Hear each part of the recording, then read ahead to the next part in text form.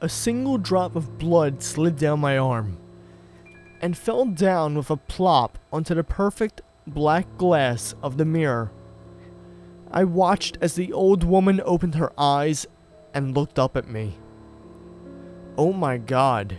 What is it, Jason?" Tara asked, not really wanting to hear the answer. I took a few steps back, the crunching of leaves below me making me all the more uneasy, and I looked into my girlfriend's blue eyes. "There's a woman in there. She looked at me." Tara ran over and held me close, staring over my shoulder and down towards the black glass. "What should we do?" she asked, unable to pull her eyes away. "Don't look at it," I told her. The sun continued down over the horizon, and I realized it was growing dark far too quickly for my liking. I put my hands on Tara's shoulders and summoned my courage. "I think we should break it," I said. Tara's eyes drifted back towards the object, and a swell of emotion rose and then fell off her face.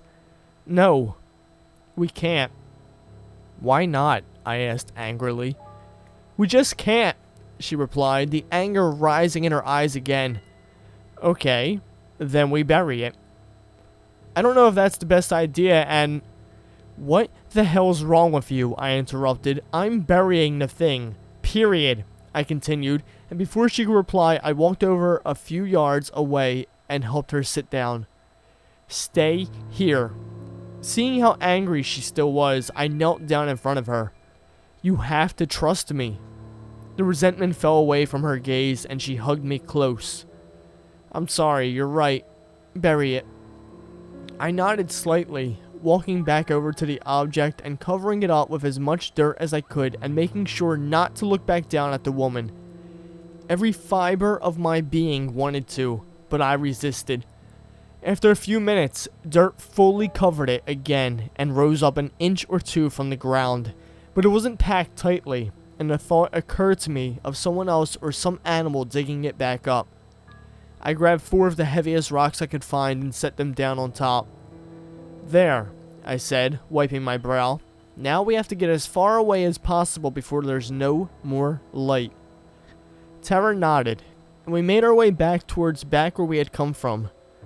As we quickly moved down the trail, we made good time, and even after the sun set, our flashlights were strong enough to keep us going at a good pace. Until she felt it. "Jason, I need to sit down," Tara said weakly. Sitting down next to her, I noticed that she looked thinner, almost frail. "I think it's my hip. It really hurts," she said, reaching out to hold my hand. I looked around and then back at her. "We can't stay here, Tara," I replied, attempting to help her up. "Stop! Stop!"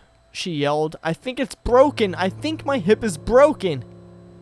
"Did you fall or something?" I asked. But she hadn't fallen. We just didn't yet understand what was happening. I checked my phone, and luck would have it that I finally had a signal bar. When the helicopter arrived, the 2 of us flew together to the nearest hospital. Tara was taken into emergency surgery for a broken hip, among other things. Her blood pressure had dropped significantly, and she was barely able to speak. Surgery was longer than expected, going on until dawn of the next morning. When we finally saw the surgeon, his eyes focused on Tara's mother. "Please, come with me for a moment," he told her. I immediately stood to come with them, and he motioned towards me. "You'll have to stay here, son. Only immediate family." "It's okay," her mother insisted. The 2 of them were planning to get married. The surgeon nodded and led us into a private room. "Please sit down," he said quietly. "Is she okay?"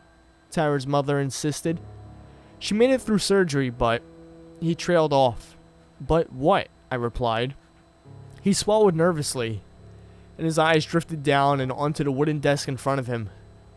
"I've never had an operation like this before." He took a deep breath. "This isn't a medical diagnosis, but she seems to have aged."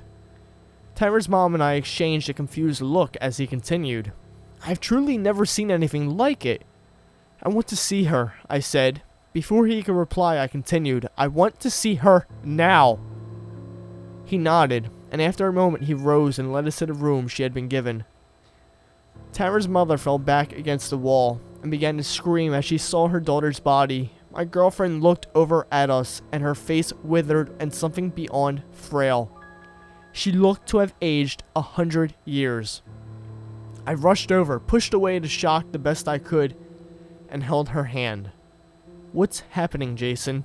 she asked weakly. "I don't know," I replied. "I don't know what's happening." It's been 5 days since that night, and Tara is still alive. For now. Though she hasn't seemed to age any further. I don't think she's going to make it much longer. I've wanted to talk to her. I've wanted to go over a plan I have, but she's only able to stay conscious for a few minutes at a time before fatigue takes over and she falls into a deep sleep. I think I have to go back. I think I have to go back to those hills and those pine trees. I think I have to dig it up again. This time when I see it, I'm going to break it.